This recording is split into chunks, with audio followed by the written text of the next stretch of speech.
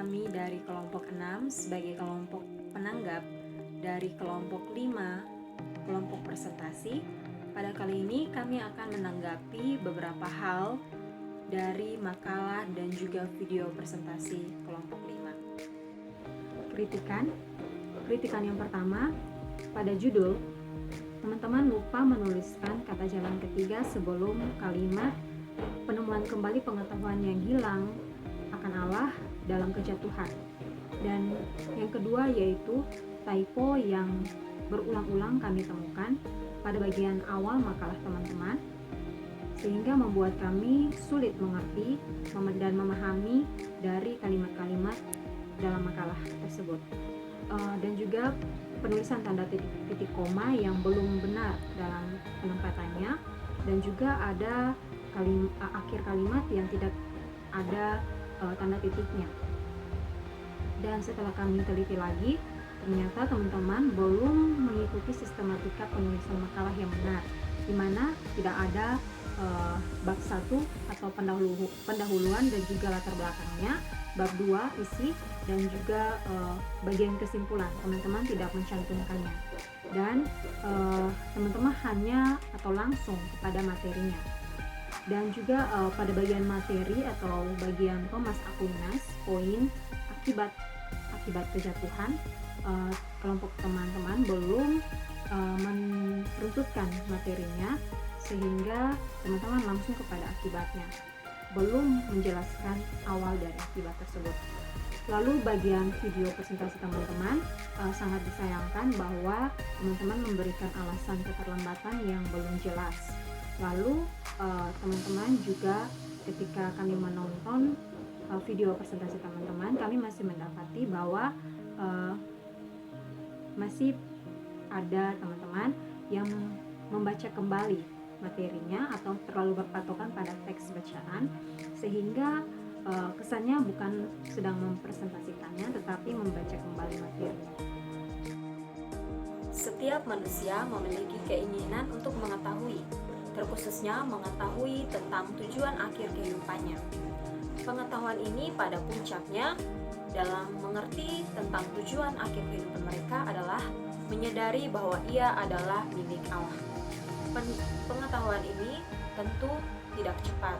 Sebab itu dalam kehidupan Kristen, kita harus menganggap bahwa kehidupan rohani adalah penemuan kembali pengetahuan akan Allah yang hilang dalam kejatuhan.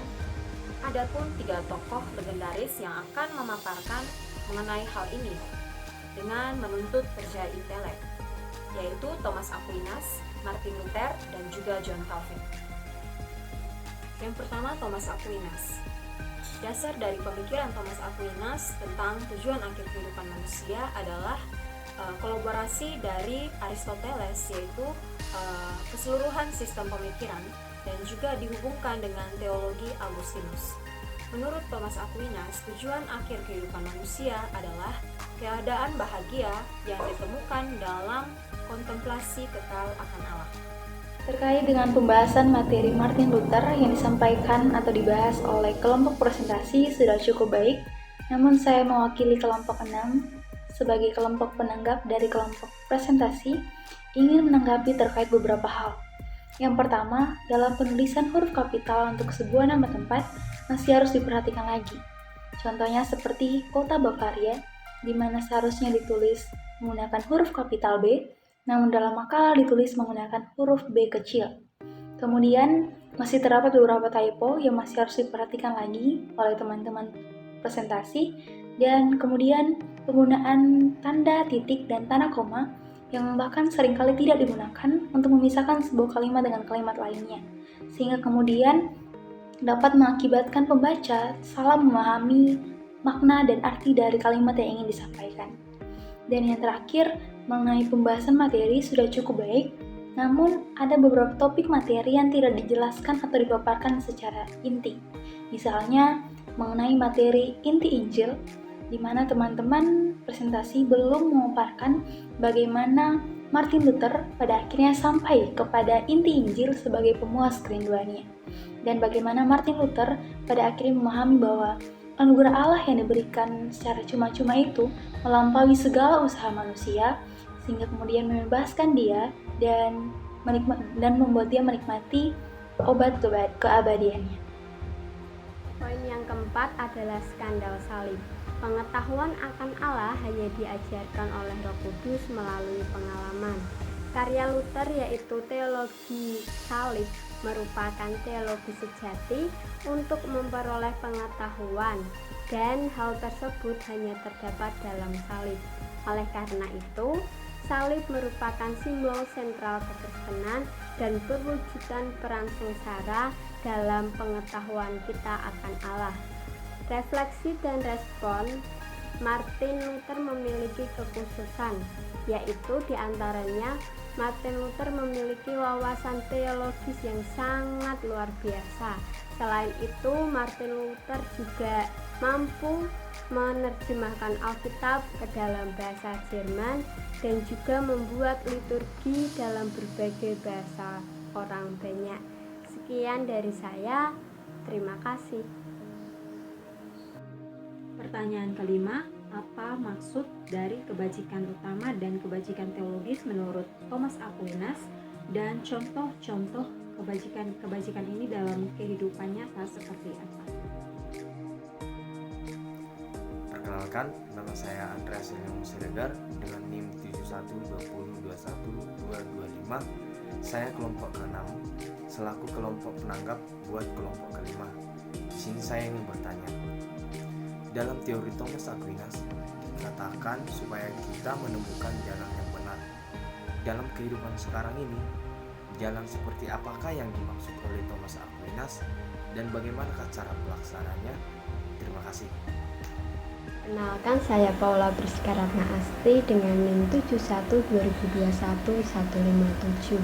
Di sini saya akan memberikan pertanyaan terakhir untuk kelompok 5.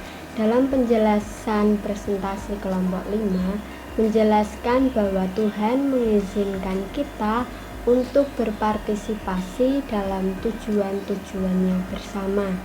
Devosi dan doa ialah membentuk keberadaan batiniah kita.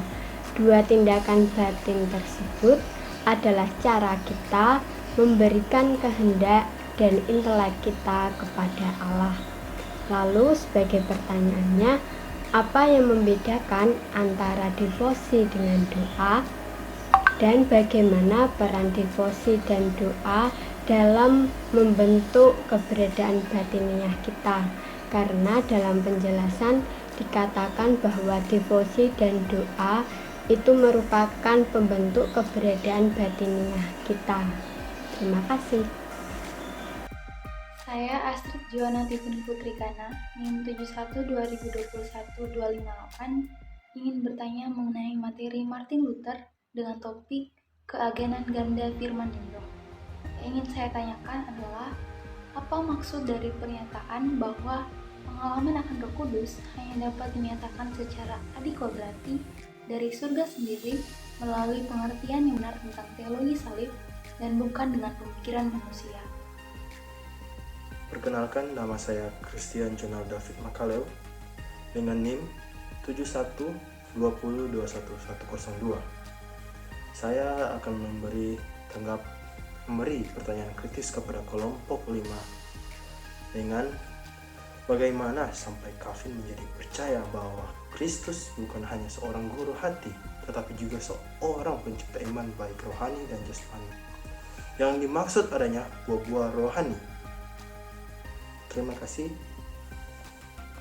Perkenalkan, nama saya Yemima Ike Sari Karmani dengan NIM 712021-045. Di sini saya sebagai kelompok penanggap dan ingin bertanya, hal apa yang melatar belakangi orang-orang mulai merasa tertarik untuk meningkatkan pengetahuan tentang Alkitab di luar catatan monastik pada saat perkembangan pertama abad ke-13.